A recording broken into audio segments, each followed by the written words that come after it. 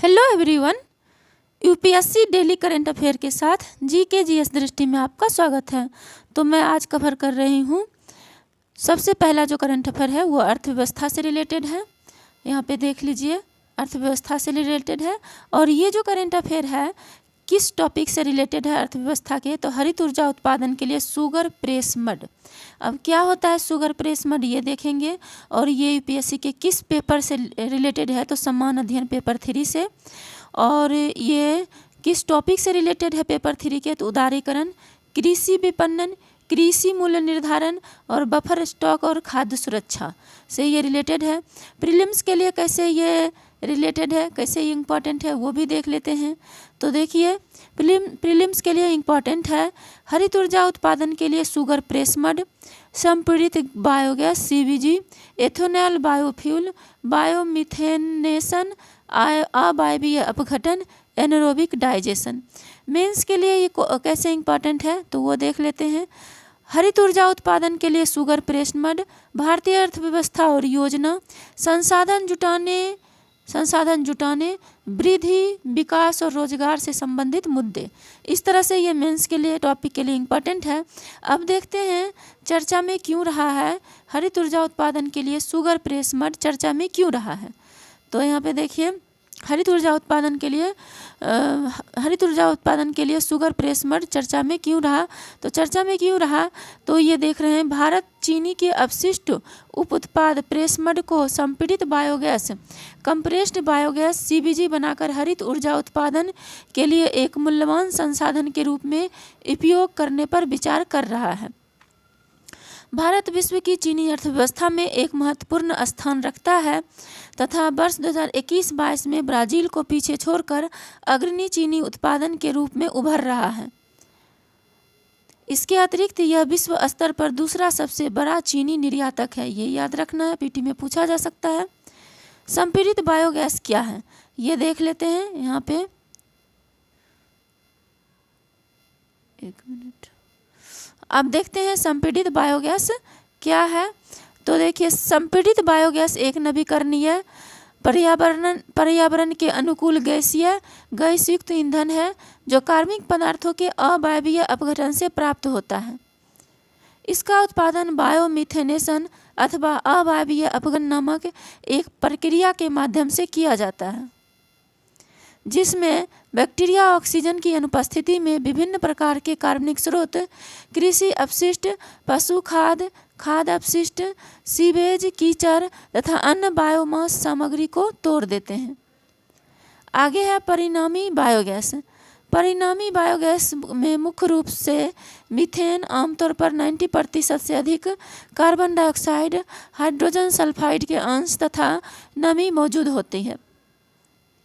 Biogas को CBG में परिवर्तित करने के लिए कार्बन डाइऑक्साइड, हाइड्रोजन सल्फाइड और नमी जैसी अशुद्धियों को दूर करने के लिए शुद्धिकरण चरणों को नियोजित किया जाता है। नेक्स्ट है, तत्पश्चात शुद्ध की गई मीथेन गैस को उच्च दाब में संपीड़ित किया जाता है, आमतौर पर लगभग 250 बार तथा उससे अधिक, इसलिए इसे संपीड़ित बायोगैस कहा जाता है। नेक्स्ट देखिए, प्रेस मड क्या है। अब हम देखेंगे प्रेस मड क्या है।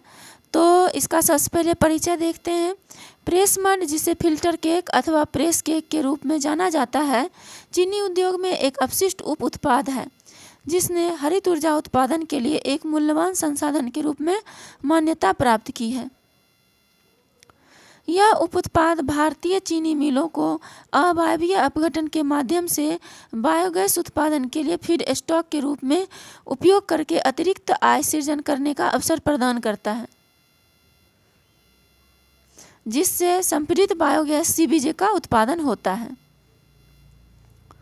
आगे है सीबीजी का उत्पादन होता है। आगे है अवायवीय अपघटन।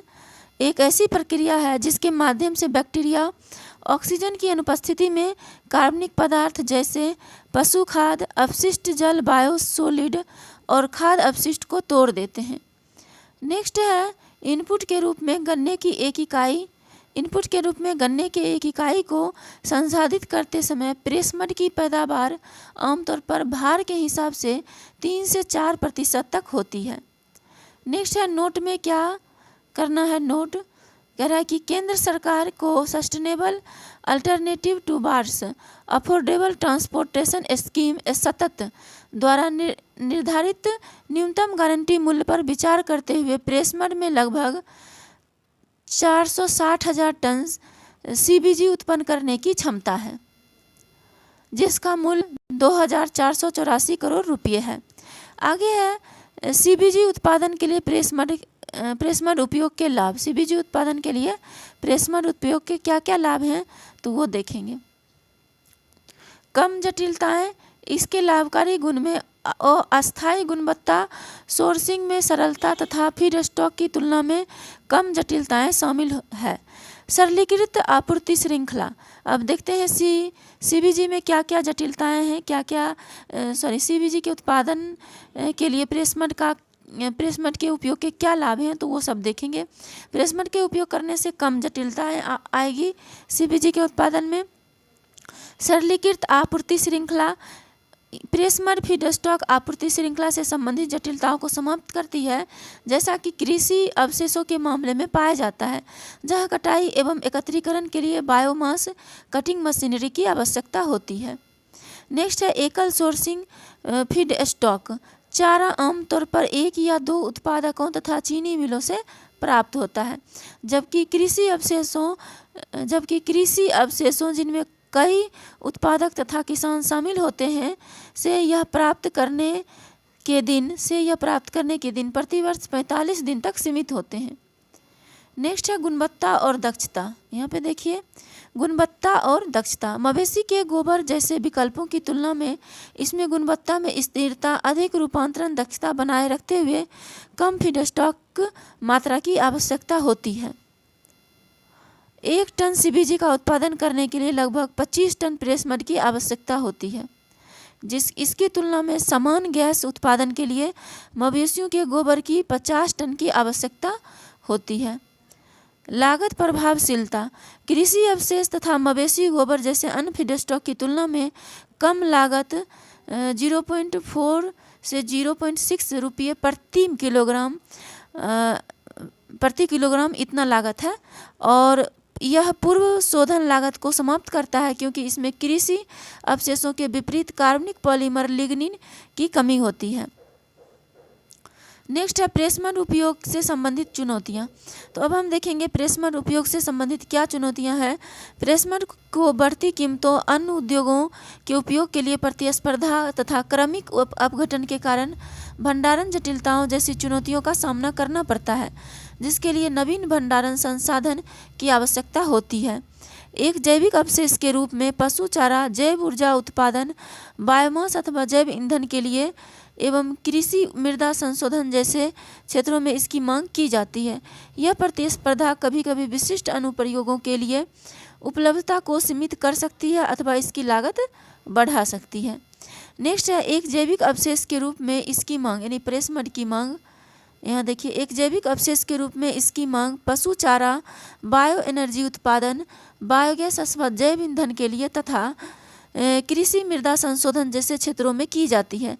यह प्रतिस्पर्धा कभी कभी इसकी उपलब्धता को सीमित कर सकती है या विशिष्ट अनुप्रयोगों के चलते प्रतिस्पर्धा के कारण इसकी लागत में वृद्धि हो सकती है। नेक्स्ट है भारत में प्रेसमड उत्पादन परिदृश्य क्या है। भारत में प्रेसमड उत्पादन परिदृश्य क्या है, तो सबसे पहले देखते हैं उत्पादन आंकड़े। तो वित्तीय वर्ष 2022-23 में भारत चीनी उत्पादन में, यहाँ देखिए एक मिनट, वित्तीय वर्ष 2022-23 में भारत का चीनी उत्पादन 32.74 मिलियन टन तक पहुँच गया, जिससे लगभग 11.4 मिलियन टन प्रेसमड का उत्पादन हुआ। गन्ना उत्पादक राज्य। प्राथमिक गन्ना उत्पादक राज्य विशेष रूप से उत्तर प्रदेश तथा महाराष्ट्र भारत के कुल गन्ना खेती क्षेत्र का लगभग 65% कवर करते हुए महत्वपूर्ण योगदान करते हैं। नेक्स्ट है प्रमुख गन्ना उत्पादक राज्यों में उत्तर प्रदेश, महाराष्ट्र, कर्नाटक, तमिलनाडु एवं बिहार शामिल है, जो भारत में कुल गन्ना उत्पादन का एक बड़ा हिस्सा बनाते हैं। नेक्स्ट है आगे की राह क्या है। आगे की राह हम देख लेते हैं। सीबीजी उत्पादन के लिए प्रेसमड की पूरी क्षमता का उपयोग करने के लिए विभिन्न हस्तक्षेप महत्वपूर्ण है। राज्य स्तरीय नीतियाँ, राज्यों द्वारा सहायक बायोएनर्जी नीतियों का कार्यान्वयन, अनुमोदन प्रक्रियाओं को सुव्यवस्थित करने के साथ प्रोत्साहन प्रदान करना। मूल्य निर्धारण तंत्र, प्रेसमड कीमतों को नियंत्रित करने के लिए तंत्र की स्थापना करना, चीनी मिलों एवं सीबीजी संयंत्रों के बीच दीर्घकालिक समझौते को प्रोत्साहित करना है। नेक्स्ट है तकनीकी प्रगति। मीथेन उत्सर्जन को रोकने तथा गैस को कम करने के लिए, गैस हानि को कम करने के लिए सर्वोत्तम प्रेसमड भंडारण तकनीक के लिए अनुसंधान और विकास जरूरी है। आगे है प्रशिक्षण पहल, संयंत्र और वैज्ञानिक उपकरण संचालन तथा फीडस्टॉक के वर्णन को लेकर सीबीजी संयंत्र संचालकों के लिए परीक्षण सत्र आयोजन करना सीबीजी द्वारा। नेक्स्ट है यूपीएससी सिविल सेवा परीक्षा विगत वर्ष में जो प्रश्न पूछा गया वो देख लेते हैं। ये 2015 में ये क्वेश्चन पूछा गया है। क्वेश्चन है कि गन्ने का उचित लाभकारी मूल्य एफआरपी किसके द्वारा अनुमोदित किया गया 2015 में? तो आंसर इसका हो जाएगा आर्थिक मामलों पर कैबिनेट समिति द्वारा इसका अनुमोदन किया गया। नेक्स्ट क्वेश्चन है भारत में गन्ने की खेती में वर्तमान प्रवृत्ति के संदर्भ में निम्नलिखित कथनों पर विचार कीजिए। जब बर्ड चिप सेटलिंग्स को नर्सरी में उगाकर मुख्य कृषि भूमि में प्रतिरोपित किया जाता है तब बीज सामग्री से पर्याप्त बचत होती है। सही है ये। जब सेट्स का सीधे रोपण किया जाता है तब एक कलिका सिंगल बडेड सेट्स का अंकुरित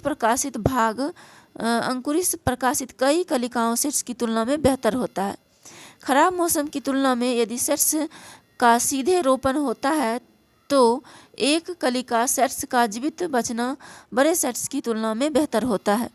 गन्ने की खेती उत्तक संवर्धन से तैयार की गई सेटलिंग की जा सकती है। तो इसका आंसर हो जाएगा 1 और 4। यहाँ पे देखिए आंसर हो जाएगा 1 और 4। नेक्स्ट है व्याख्या उत्तक संवर्धन तकनीक। क्या है उत्तक संवर्धन तकनीक, उसके बारे में देखते हैं। उत्तक संवर्धन, तो आगे हम देख लेते हैं उत्तक संवर्धन तकनीक क्या होता है। उत्तक संवर्धन तकनीक एक ऐसी तकनीक है जिसमें पौधे के टुकड़ों को संवर्धित किया जाता है और प्रयोगशाला में उगाया जाता है। यह मौजूदा वाणिज्यिक किस्मों के रोग मुक्त गन्ने के बीज के तेजी से उत्पादन और आपूर्ति का एक नया तरीका प्रदान करता है। यह स्रोत पौधे की प्रति बनाने के लिए मेरिस्टेम का उपयोग करता है। उत्तक संवर्धक तकनीक आनुवांशिक पहचान को भी संरक्षित करता है। उत्तक संवर्धन तकनीक अपनी बोझिल प्रक्रिया और सीमाओं के कारण अलाभकारी होती जा रही है। उत्तक संवर्धन तकनीक जो है इसमें जो प्रक्रिया है वो काफ़ी जटिल है, इसलिए इससे उतना लाभ नहीं हो रहा है। नेक्स्ट देखते हैं बर्ड चिप तकनीक। बर्ड चिप तकनीक क्या होता है? तो उत्तक संवर्धन के व्यवहार्य विकल्प के रूप में यह द्रव्यमान को कम करती है और बीजों के त्वरित गुणन को सक्षम बनाती है। आगे है बर्ड चिप तकनीक 2 से 3 कली सेट्स लगाने की पारंपरिक विधि की तुलना में अधिक किफ़ायती और सुविधाजनक सिद्ध हुई है। इसके तहत रोपण के लिए उपयोग की जाने वाली बीज सामग्री पर पर्याप्त बचत के साथ रिटर्न अपेक्षाकृत बेहतर है। तो ये बर्ड चिप तकनीक हो गया। तो इसलिए ये जो है कथन 1 जो है सही है। कथन 1 कह भी रहा है ऐसी ही कुछ बातें यहाँ पे देखते हैं। कह रहा है कि बर्ड चिप सेटलिंग्स को नर्सरी में उगाकर मुख्य कृषि भूमि पर प्रतिरोपित किया जाता है तब बीज सामग्री में पर्याप्त बचत होती है। तो इसलिए एक सही है। नेक्स्ट देखते हैं आगे है कि शोधकर्ताओं ने पाया कि 2 कलियों वाले सेट्स, यहाँ देखिए शोधकर्ताओं ने पाया कि 2 कलियों वाले सेट्स बेहतर उपज के साथ लगभग 65 से 70% अंकुरन प्रदान करते हैं। तो ये 2 भी सही है। 2 भी कथन जो है 2 यही कह रहा है। यहाँ पे देखिए कि जब सेट्स का सीधे रोपण किया जाता है तब एक कलिका सिंगल बडेड सेट्स का अंकुरित प्रतिशत कई कलिका सेट्स की तुलना में बेहतर होता है। तो ये 2 भी सही है। नेक्स्ट दिया है कि खराब मौसम में खराब मौसम में बड़े सेट्स बेहतर ढंग से जीवित रहते हैं, लेकिन रासायनिक उपचार से संरक्षित होने पर सिंगल बडेड सेट भी 70% अंकुरन प्रदान करते हैं। तो इसलिए 3 सही नहीं है। नेक्स्ट है उत्तक संवर्धन का उपयोग गन्ने को अंकुरित करने और उगाने के लिए किया जाता है, जिसे बाद में खेत में रोपित किया जा सकता है। तो इसलिए 4 क्या है? 4 भी सही है। तो इसलिए इसका आंसर जो था 1 और 4 सही था। आंसर कौन कौन सही था? 1 और 4। दूसरा गलत है।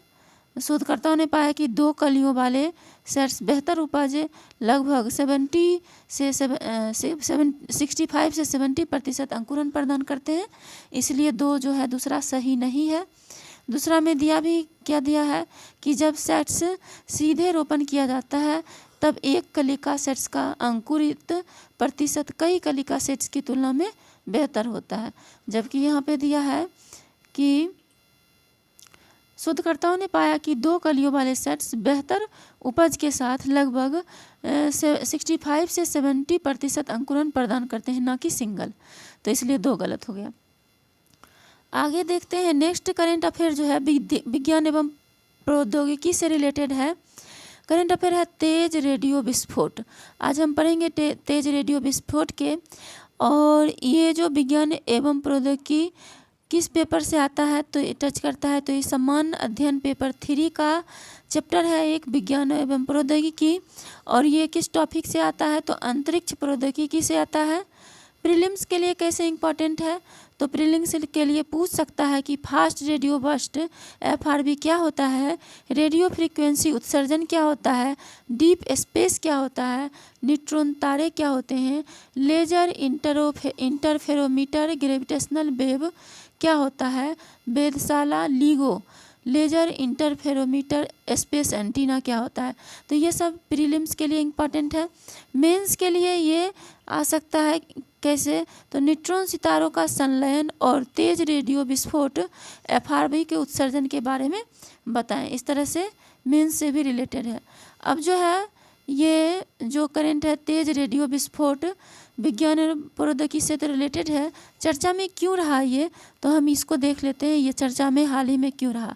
हाल में वैज्ञानिक फास्ट रेडियो बर्स्ट FRB के नए पहलू को समझने की कोशिश कर रहे हैं, जो दूर की आकाशगंगाओं से आने वाले रहस्यमय रेडियो सिग्नल है।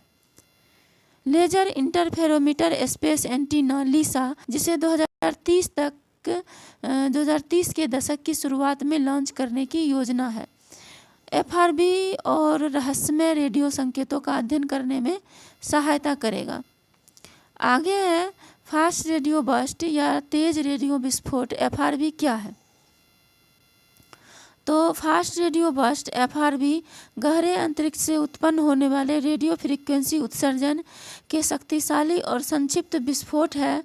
ये रहस्यमय और तीव्र संकेत केवल मिलीसेकंड तक ही रहते हैं, लेकिन करोड़ों सूर्यों के बराबर ऊर्जा की मात्रा छोड़ते हैं। आगे खगोलविदों ने प्रस्तावित किया है कि विस्फोट करने वाले तारों के अवशेष से बनने वाले एक प्रकार के न्यूट्रॉन तारे चुंबकीय ध्रुव FRB के लिए एक संभावित उत्पत्ति हो सकते हैं। नेक्स्ट है चुंबकों का घूर्णन अन्य न्यूट्रॉन तारों की तुलना में तुलनात्मक रूप से धीमा होता है। आगे है न्यूट्रॉन तारे तब बनते हैं जब कोई विशाल तारा टूटता है, कोर का मुख्य केंद्रीय क्षेत्र टूटता है और प्रत्येक प्रोटॉन और इलेक्ट्रॉन एक दूसरे को न्यूट्रॉन तारे में बदल जाता है। ये नवनिर्मित न्यूट्रॉन एक न्यूट्रॉन तारे को पीछे छोड़ते हुए इसके पतन को रोक सकते हैं। आगे है एक चुंबकीय क्षेत्र अन्य न्यूट्रॉन सितारों की तुलना में 1000 गुना अधिक मजबूत होता है और यह पृथ्वी के चुंबकीय क्षेत्र की तुलना में 1 खरब गुना अधिक शक्तिशाली होता है।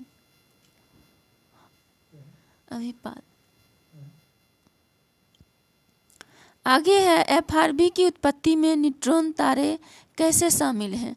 तो देखेंगे एफआरबी की उत्पत्ति में न्यूट्रॉन तारे कैसे शामिल हैं, इसको देखते हैं। एफआरबी की घटना दो न्यूट्रॉन तारे के टक्कर के परिणाम स्वरूप हो सकती है। टक्कर से दो अलग अलग संकेत उत्पन्न हो सकते हैं। गुरुत्वाकर्षण तरंगें जो अंतरिक्ष समय में तरंग पैदा करती है और एफआरबीएस उत्पन्न करती है। अतीत में न्यूट्रॉन स्टार विलय को विद्युत चुंबकीय समकक्ष देखा गया है। वर्ष 2015 में संयुक्त राज्य अमेरिका में laser interferometer gravitational wave observatory LIGO और इटली में विर्गो उपकरण ने पहली बार दो न्यूट्रॉन तारों की टक्कर से गुरुत्वाकर्षण तरंगों का पता लगाकर एक अभूतपूर्व अवलोकन किया।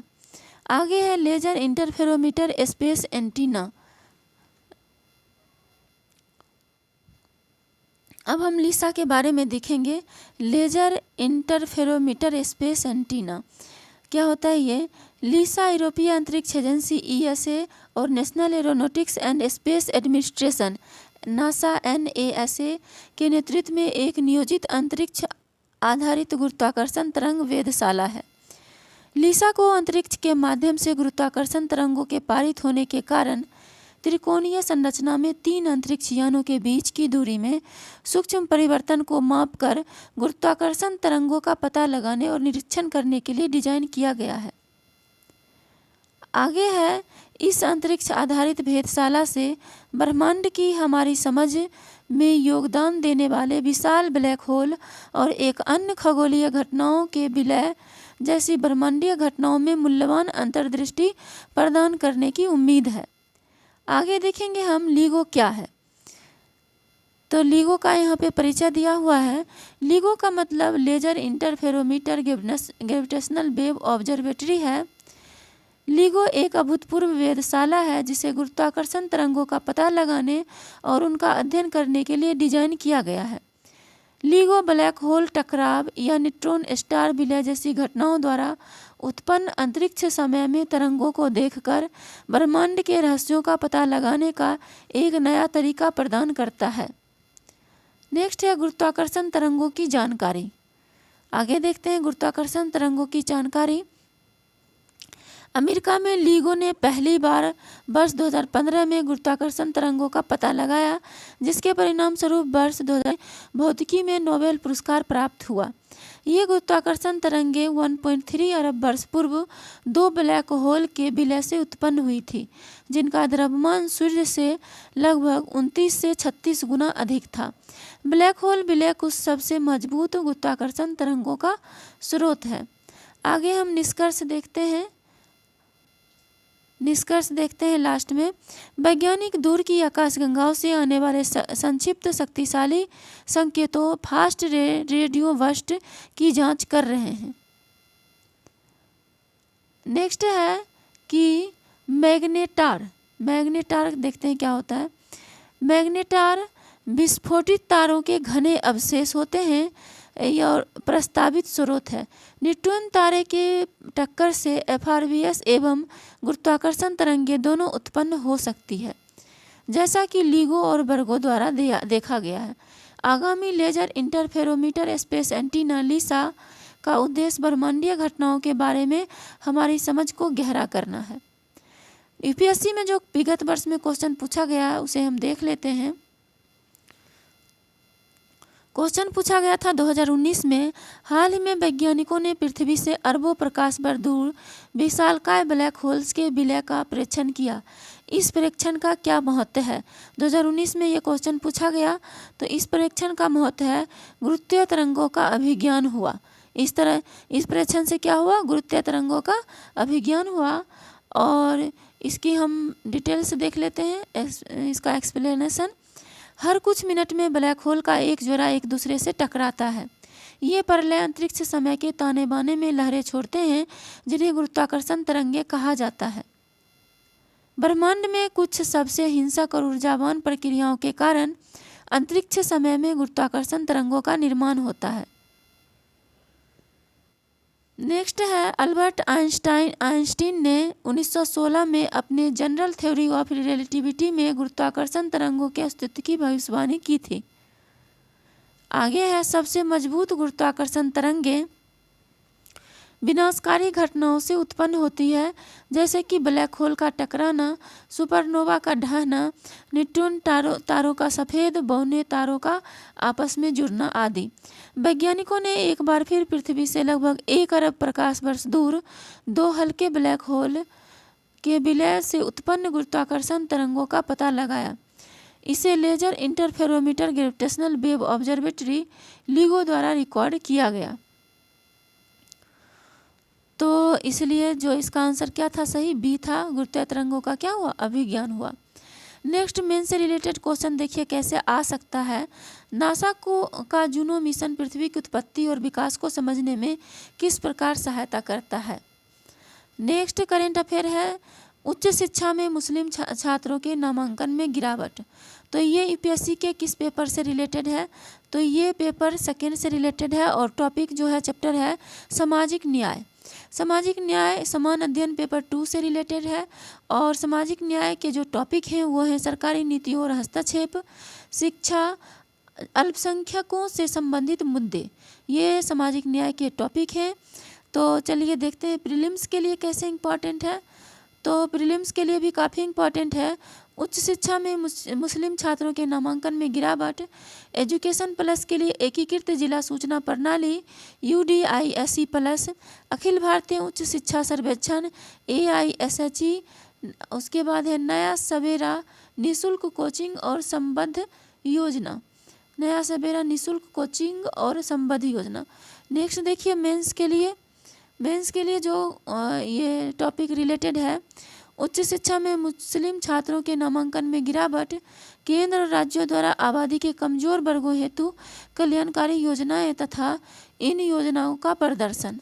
नेक्स्ट देखिए चर्चा में क्यों है ये, और सबसे पहले तो ये देखिए ये लिया कहाँ से गया है। ये जो करेंट अफेयर है कि उच्च शिक्षा में मुस्लिम छात्रों के नामांकन में गिरावट हो रही है, तो ये लिया गया है, स्रोत है इसका द हिंदू न्यूज़पेपर से लिया गया है। अब देखते हैं चर्चा में क्यों है ये।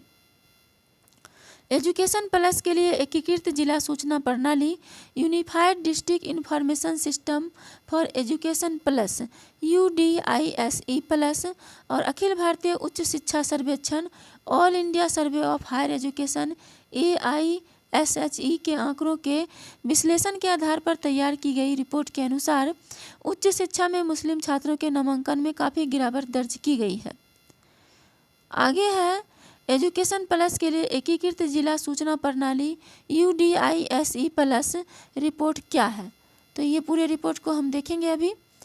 यह एक व्यापक अध्ययन है जो स्कूली छात्रों के नामांकन और ड्रॉप आउट दर, स्कूलों में शिक्षकों की संख्या तथा शौचालय सुविधा, भवन अवसंरचना एवं विद्युत जैसी अन्य बुनियादी सुविधाओं पर जानकारी प्रदान करता है।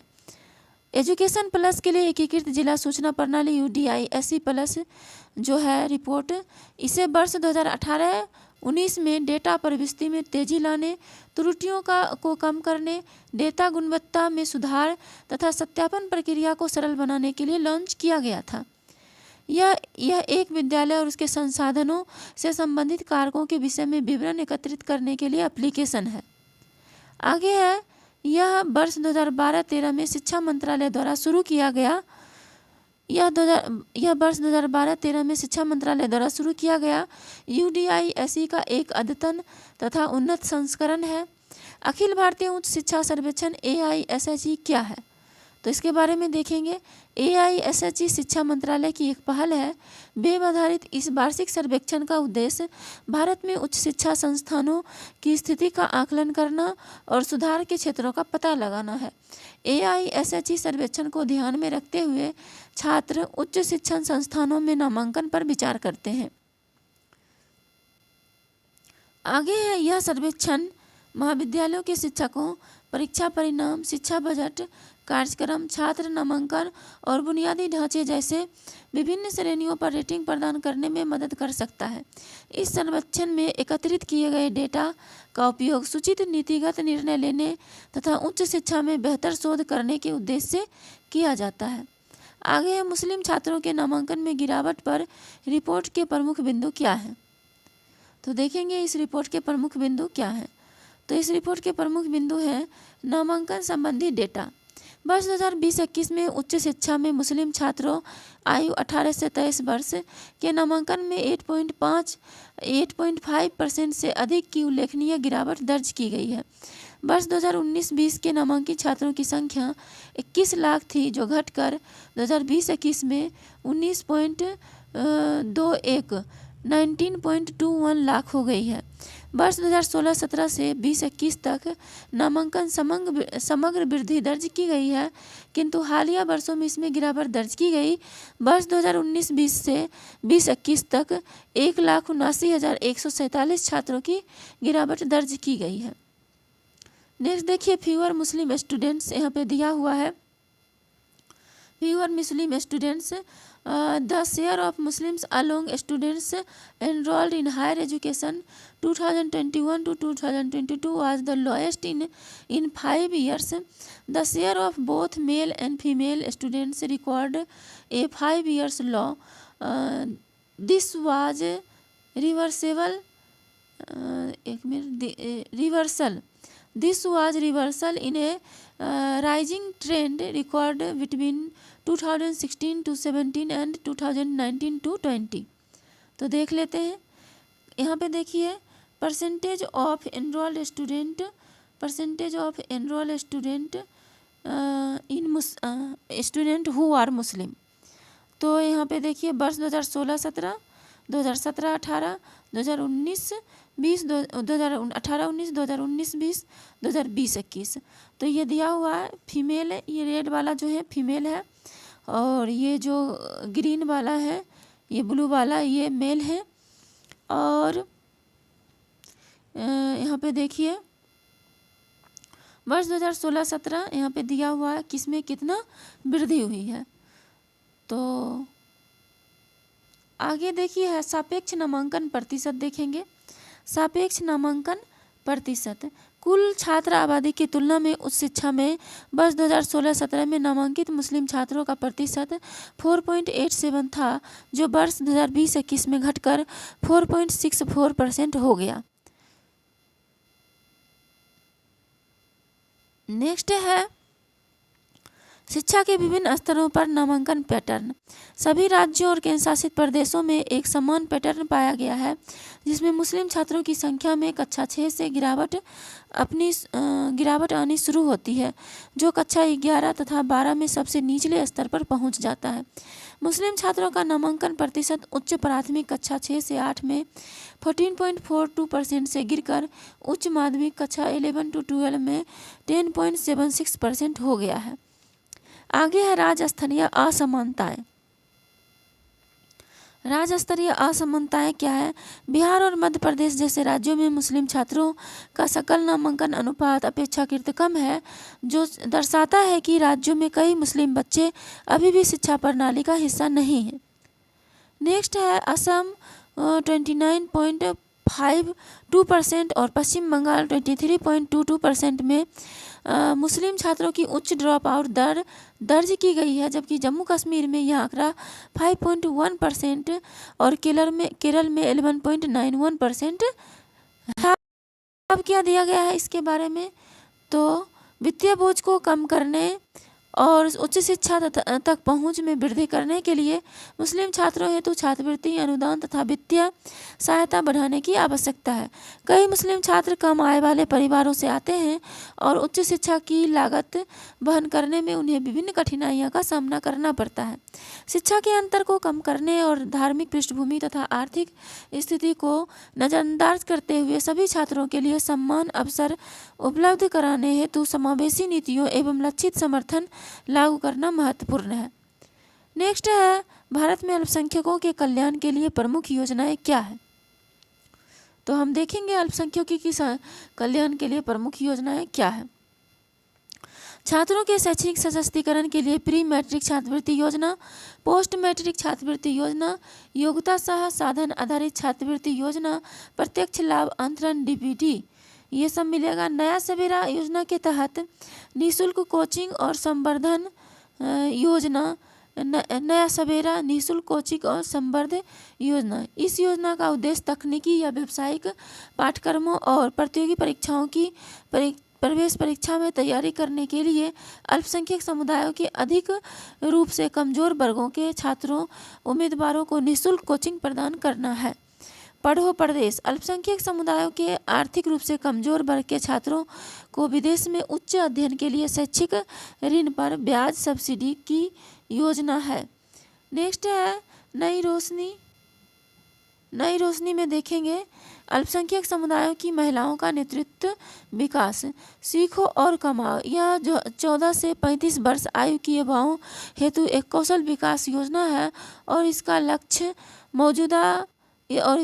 मौजूदा श्रमिकों, स्कूल छोड़ने वालों आदि की रोजगार क्षमता में सुधार करना है। नेक्स्ट है प्रधानमंत्री जन विकास कार्यक्रम PMJKV। यह चिन्हित अल्पसंख्यक बहुल क्षेत्रों के विकासात्मक कमियों का समाधान करने के लिए तैयार की गई योजना है। नेक्स्ट है इस योजना के तहत कार्यान्वयन के क्षेत्रों में, यहाँ पे देखिए इस योजना के तहत कार्यान्वयन के क्षेत्रों की पहचान वर्ष 2011 की जनगणना के अल्पसंख्यक आबादी और सामाजिक आर्थिक बुनियादी सुविधाओं के आंकड़ों के आधार पर की गई थी तथा इन्हें अल्पसंख्यक बहुल क्षेत्रों के रूप में चिन्हित किया जाएगा।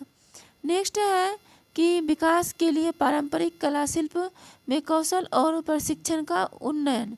यहाँ देखिए क्या है, कह रहा है कि विकास के लिए पारंपरिक कला शिल्प में कौशल और प्रशिक्षण का उन्नयन, upgrading the skills and earning and traditional arts and crafts for development USTTAD. इसे मई 2015 में लॉन्च किया गया था। इसका उद्देश्य स्वदेशी कारीगरों या शिल्पकारों पारंपरिक कौशल की समृद्ध विरासत को संरक्षित करना है। इस योजना के तहत अल्पसंख्यक कामगारों और उद्यमियों को एक राष्ट्रव्यापी विपणन मंच प्रदान करने तथा रोजगार के अवसर सृजित करने के लिए देश भर में हुनर हाट का भी आयोजन किया गया है। आगे है प्रधानमंत्री विरासत संवर्धन योजना PM विकास वर्ष 2017 में। उसके बाद है PM विकास वर्ष 2017 में विकास कार्यक्रम को भी शामिल किया गया है। वर्ष 2023 में अल्पसंख्यक कार्य मंत्रालय के बजट में नए PM विकास कार्यक्रम को भी शामिल किया गया है। यह देश भर में अल्पसंख्यकों और कारीगर समुदायों को कौशल उद्यमिता और नेतृत्व प्रशिक्षण आवश्यकता पर ध्यान। यहाँ देखिए कह रहा है कि इस योजना में कौशल विकास और उद्यमिता मंत्रालय के स्किल्स इंडिया मिशन के संयोजन में स्किल इंडिया पोर्टल SIP के साथ एकीकृत करके लागू किया जाएगा।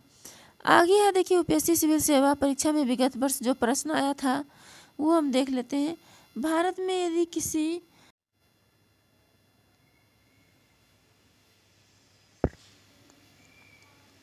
आगे है फास्ट ट्रैक विशेष न्यायालय। फास्ट ट्रैक स्पेशल कोर्ट्स क्या है, यहाँ देखिए इसका परिचय देखते हैं। सबसे पहले fast track special courts Bharat में स्थापित विशेष न्यायालय है जिनका प्राथमिक उद्देश्य यौन अपराधों से संबंधित मामलों की सुनवाई प्रक्रिया में तेजी लाना है। विशेष रूप से यौन अपराधों से बच्चों के संरक्षण अधिनियम पोस्को अधिनियम के तहत बलात्कार और उल्लंघन से जुड़े मामलों की सुनवाई में तेजी लाना है। आगे है फास्ट ट्रैक स्पेशल कोर्ट्स की स्थापना द्वारा यौन अपराधों की चिंताजनक आवृत्ति और नियमित न्यायालयों में लंबित मुकदमों की लंबी अवधि के चलते की गई है, जिसके परिणामस्वरूप पीड़ितों को न्याय प्राप्ति में देरी हुई। नेक्स्ट है स्थापना। फास्ट ट्रैक स्पेशल कोर्ट की स्थापना के बारे में देखते हैं। केंद्र सरकार ने 2018 में दंड विधि संशोधन अधिनियम लागू किया, जिसमें बलात्कार अपराधियों के लिए मृत्युदंड सहित कठोर दंड के प्रावधान किए गए। आगे इसके बाद ऐसे मामलों में त्वरित न्याय सुनिश्चित करने के लिए फास्ट ट्रैक स्पेशल कोर्ट्स की स्थापना की गई। नेक्स्ट है केंद्र प्रायोजित योजना। फास्ट ट्रैक स्पेशल कोर्ट स्थापित करने की योजना अगस्त 2019 में एक केंद्र प्रायोजित योजना के रूप में भारत के सर्वोच्च न्यायालय के स्वतः संज्ञान रिट याचिका आपराधिक में निर्देशों के बाद तैयार की गई। तो देखिए केंद्र प्रायोजित योजना क्या होता है, जिसमें ज़्यादा हिस्सेदारी राज्य सरकार की होती है और कम हिस्सेदारी जो होती है वो केंद्र सरकार की होती है। और ये केंद्रीय प्रायोजित योजना ज़्यादा हिस्सेदारी राज्य सरकार की, कम हिस्सेदारी केंद्र सरकार की। और केंद्रीय क्षेत्र की योजना क्या होती है, केंद्र सरकार की ज़्यादा हिस्सेदारी यानी केंद्र ज़्यादा डिसीजन लेंगे इस पर, और राज्य सरकार की कम हिस्सेदारी यानी राज्य बाद में डिसीजन लेंगे। तो यही होता है केंद्र प्रायोजित योजना और केंद्रीय क्षेत्र की योजना। आप देखते हैं अब तक की उपलब्धियाँ, यानी जो फास्ट ट्रैक स्पेशल कोर्ट जो बनाया गया उसकी उपलब्धियाँ अभी तक क्या रही है। तो 30 राज्यों केंद्र शासित प्रदेशों में इस योजना ने भाग लिया तथा 414 विशिष्ट पोस्को न्यायालय सहित 761 फास्ट ट्रैक स्पेशल कोर्ट का संचालन किया गया है, जिन्होंने 1,95,000 से अधिक मामलों का समाधान किया है। नेक्स्ट है, ये न्यायालय यौन अपराधों के पीड़ितों को समय पर न्याय प्रदान करने के राज्य या केंद्र शासित प्रदेशों के प्रयासों का समर्थन करते हैं, यहाँ तक कि दूरवर्ती इलाकों में भी। नेक्स्ट है, फास्ट ट्रैक विशेष न्यायालय से संबंधित चुनौतियाँ क्या है। अब इसकी चुनौतियाँ देख लेते हैं। पर्याप्त बुनियादी ढांचा तथा कम निपटान दर इसकी चुनौतियाँ हैं। अपर्याप्त बुनियादी ढांचा यानी इसके लिए पर्याप्त बुनियादी ढांचा नहीं है, तथा कम निपटान दर इसकी भी है। भारत में विशेष न्यायालय अक्सर नियमित न्यायालयों की तरह चुनौतियों से जूझते हैं, क्योंकि उन्हें आमतौर पर बुनियादी ढांचे के रूप में स्थापित करने के बजाय नामित किया जाता है। आगे है कि इससे न्यायाधीशों पर अत्यधिक बोझ पड़ता है, जिन्हें आवश्यक सहायक कर्मचारियों अथवा बुनियादी ढांचे के बिना मौजूदा कार्यभार के अलावा अन्य श्रेणियों के मामले भी सौंप दिया जाता है। नेक्स्ट है, परिणाम स्वरूप इन विशेष न्यायालयों के निपटारे की दर क्या हो जाती है, धीमी हो जाती है। आगे है, विधि एवं न्याय मंत्रालय के मई 2023 के आंकड़ों के अनुसार दिल्ली के फास्ट ट्रैक स्पेशल कोर्ट के निपटान दर मात्र 19% है, जो देश में सबसे कम है। अब देखते हैं एक कंपैरिजन किया गया है कि किस राज्य में कितना है। तो यहाँ पे देखिए दिल्ली का टोटल केस जो आया 5,418 और जो केस जो डिस्पोज्ड हुआ वो 1,049 और केस पेंडिंग अभी भी है 4,369 और डिस्पोजल रेट है परसेंटेज में मात्र 19। अभी हम ऊपर भी पढ़े थे। उसी तरह से उत्तर प्रदेश का, तमिलनाडु का, बिहार का, गुजरात, महाराष्ट्र, जम्मू कश्मीर, केरल, मिजोरम सबका दिया हुआ, आप देख लीजिएगा पॉज करके। नेक्स्ट देखिए है सीमित क्षेत्राधिकार, और इसका जो क्षेत्राधिकार होता है विशेष स्पेशल कोर्ट्स का वो भी क्या होता है, सीमित होता है। सीमित क्षेत्राधिकार, इन न्यायालयों की स्थापना एक विशिष्ट क्षेत्राधिकार के साथ की जाती है जो संबंधित मामलों के निपटान की उनकी क्षमता को सीमित कर सकती है। आगे है, इससे न्यायालय वितरण में देरी हो सकती है तथा कानूनों के कार्यान्वयन में स्थिरता की कमी हो सकती है। एक आदर्श स्थिति में इन विशेष न्यायालयों में मामलों का निपटान 1 वर्ष के भीतर किया जाना आवश्यक है। हालांकि मई 2023 तक दिल्ली में फास्ट ट्रैक स्पेशल कोर्ट के कुल 4,369 लंबित मामलों में से केवल 1,049 मामलों का ही निपटान किया गया था। यह मामलों के निपटान संबंधी लक्ष्य के पूरा होने में विलंबता को इंगित करता है। नेक्स्ट है न्यायाधीशों की रिक्तियों और प्रशिक्षण का अभाव। यहाँ देखिए न्यायाधीशों की रिक्तियों एवं प्रशिक्षण का अभाव। न्यायाधीशों की रिक्तियों और प्रशिक्षण का अभाव मामलों के प्रभावी निपटान क्षमता को प्रभावित करता है। वर्ष 2022 तक पूरे भारत में निचली न्यायालयों में रिक्ति दर 23% थी। आगे है, समान न्यायालयों के नियमित न्यायाधीशों को अक्सर फास्ट ट्रैक स्पेशल कोर्ट में कार्य करने के लिए प्रतिनियुक्त किया जाता है। हालांकि इन न्यायालयों को मामलों के शीघ्र और प्रभावी निपटान के लिए विशेष प्रशिक्षण वाले न्यायाधीशों की आवश्यकता होती है। आगे है, कुछ अपराधों को अन्य अपराधों से अधिक प्राथमिकता दिया जाना। कुछ अपराधों को अन्य अपराधों से अधिक प्राथमिकता दिया जाता है, जिससे भी केस पेंडिंग रहते हैं। भारत में विशेष न्यायालयों की स्थापना सामान्यतः सरकार की न्यायिक और कार्यकारी दोनों शाखाओं द्वारा लिए गए तदर्थ निर्णय के आधार पर की जाती है। नेक्स्ट है, इसका अर्थ है कि अपराधों की कुछ श्रेणियों के अन्य अपराधों की तुलना में तेजी से निपटान के लिए मनमाने ढंग से प्राथमिकता दी जाती है। महिला एवं बाल दुर्व्यवहार को रोकने के लिए क्या पहले हैं। तो ये देखते हैं कि भारत में महिला एवं बाल दुर्व्यवहार को रोकने के लिए क्या पहलें की गई है। तो चलिए इसको देखते हैं। इसके लिए बाल दुर्व्यवहार रोक और जांच इकाई बनाई गई है। बेटी बचाओ बेटी पढ़ाओ योजना लाई गई है। किशोर न्याय यानी बच्चों की देखभाल और संरक्षण अधिनियम 2015 लाया गया। बाल विवाह प्रतिषेध अधिनियम 2006 लाया गया। बाल श्रम निषेध एवं विनियम अधिनियम 2016 लाया गया। नेक्स्ट देखते हैं आगे की राह इसमें क्या है। आगे की राह सुचारू और कुशल संचालन सुनिश्चित करने के लिए फास्ट ट्रैक स्पेशल कोर्ट्स को कोर्ट रूम, सहायक कर्मचारी और आधुनिक तकनीक सहित पर्याप्त बुनियादी ढांचा प्रदान किया जाना चाहिए। इन विशिष्ट न्यायालयों की स्थापना और रखरखाव के लिए अतिरिक्त धन आवंटित किया जाना चाहिए। नेक्स्ट है निपटान दर को बढ़ाने के लिए फास्ट ट्रैक स्पेशल कोर्ट को सख्त मामला प्रबंधन, स्थगन के कारण होने वाली अनावश्यक देरी को कम करने और साक्ष्य की समय पर प्रस्तुति सुनिश्चित करने पर ध्यान केंद्रित करना चाहिए। नेक्स्ट है यह न्यायाधीशों और सहायक कर्मचारियों के लिए विशेष प्रशिक्षण प्रक्रियाओं को सुनिश्चित करने तथा कार्रवाई की गति बढ़ाने में मदद कर सकता है। आगे है रिक्तियों को तुरंत भरने के प्रयास किए जाने चाहिए। देखिए रिक्तियों को तुरंत भरने के प्रयास किए जाने चाहिए और यह सुनिश्चित किया जाना चाहिए कि प्रासंगिक विशेषज्ञता वाले न्यायाधीशों को इन अदालतों में नियुक्त किया जाए।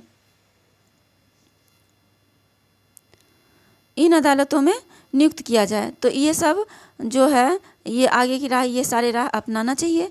नेक्स्ट है यूपीएससी सिविल सेवा परीक्षा में विगत वर्ष के प्रश्न हम देख लेते हैं जो आया हुआ है।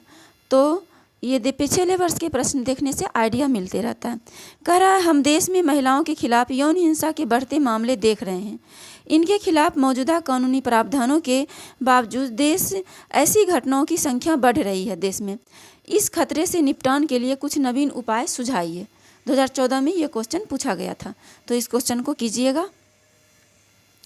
भारतीय राजनीति से रिलेटेड करंट अफेयर नेक्स्ट है। कह रहा राजनीतिक फंडिंग का प्रकटीकरण। ये किससे रिलेटेड है? ये भारतीय राजनीतिक से रिलेटेड है।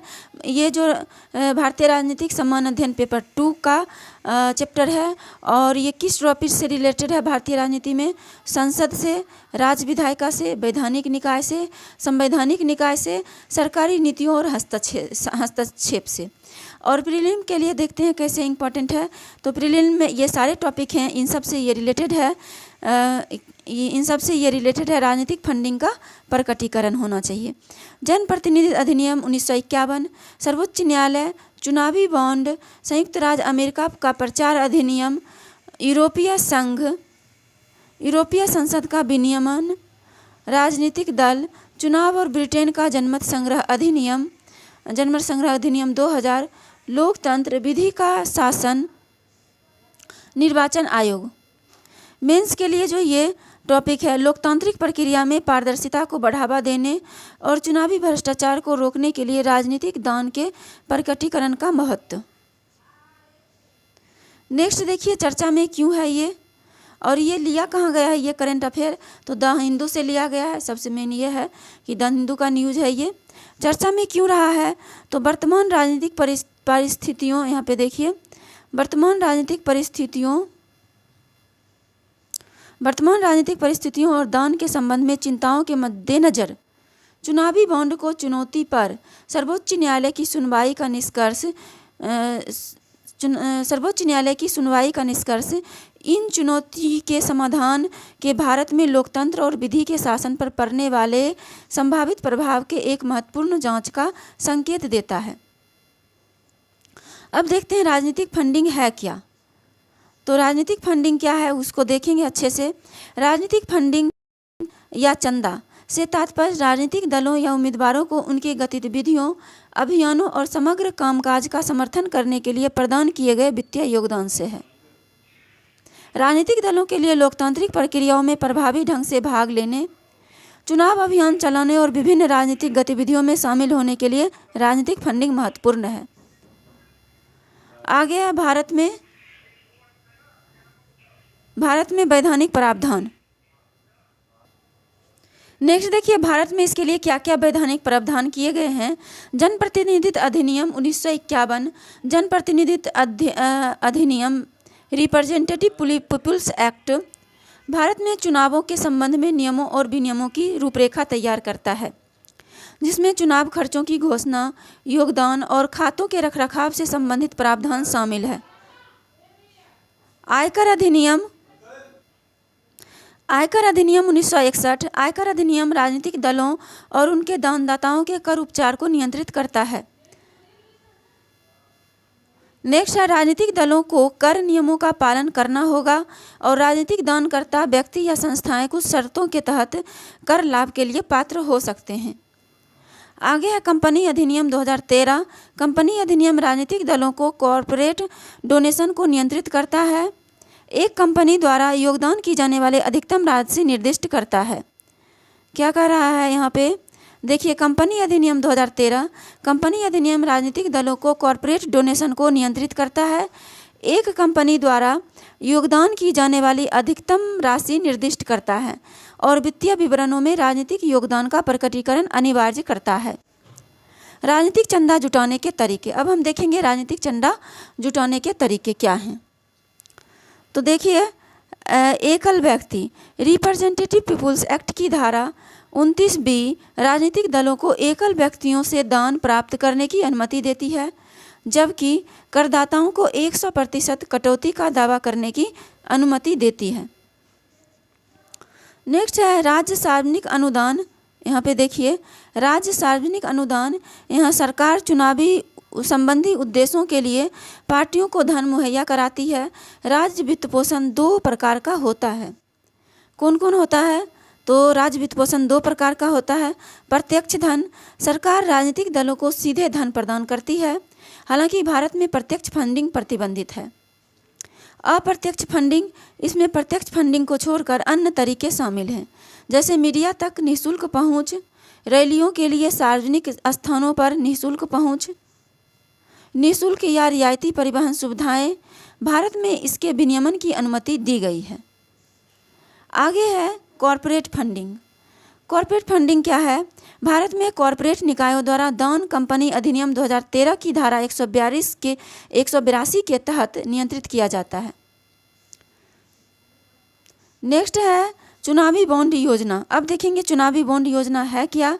चुनावी बॉन्ड प्रणाली को वर्ष 2017 में एक वित्त विधेयक के माध्यम से पेश किया गया था और इसे वर्ष 2018 में लागू किया गया।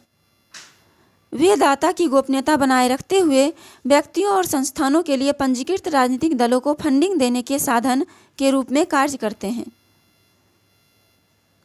आगे है चुनावी ट्रस्ट योजना 2013। चुनावी ट्रस्ट योजना 2013 देखते हैं क्या है। तो इसे केंद्रीय प्रत्यक्ष कर बोर्ड CBDT द्वारा अधिसूचित किया गया था। इलेक्टोरल ट्रस्ट कंपनियों द्वारा स्थापित एक ट्रस्ट है जिसका एकमात्र उद्देश्य अन्य कंपनियों एवं व्यक्तियों से प्राप्त योगदान का राजनीतिक दलों में वितरित करना है। Political funding. पॉलिटिकल फंडिंग क्या है? Source of income, total income from known and unknown sources of 6 national parties and 51 recognised regional parties for 11 years from 2004 to 5 to 2014 to 15। Next देखिए, टोटल जो नेशनल पार्टी हैं वो total national party 6 हैं, regional party 51 हैं और total income जो है 9,278.30 और रीजनल पार्टी के हैं 2,089.04 और इनकम फ्रॉम अननोन सोर्स से इतना है और परसेंटेज टोटल इनकम है नेशनल पार्टी का 71 और रीजनल पार्टी का 58। आगे देखते हैं राजनीतिक फंडिंग का प्रकटीकरण करने की आवश्यकता क्यों है। राजनीतिक फंडिंग का प्रकटीकरण पर वैश्विक मानक। तो भारत में जनप्रतिनिधित्व अधिनियम 1951 में चुनावी बॉन्ड की अनुमति देने वाले संशोधन ने राजनीतिक दानदाताओं के लिए पूर्ण अनियमितता बनाए रखी है। आगे है, यह अंतर्राष्ट्रीय प्रथाओं के बिल्कुल विपरीत है,